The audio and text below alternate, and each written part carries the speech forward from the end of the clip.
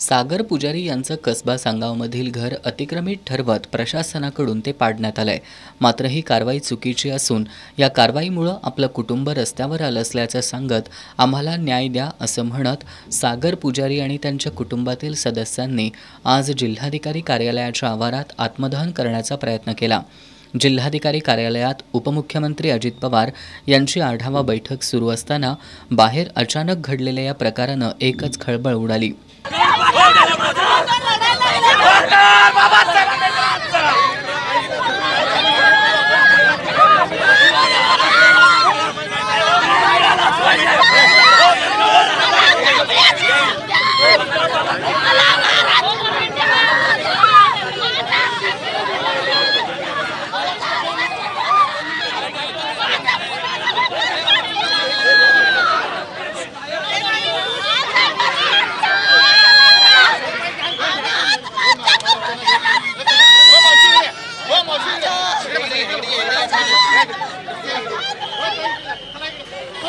पोलिसांनी सागर पुजारी आणि त्यांच्या कुटुंबातील सदस्यांना रोखत ताब्यात घेतलंय।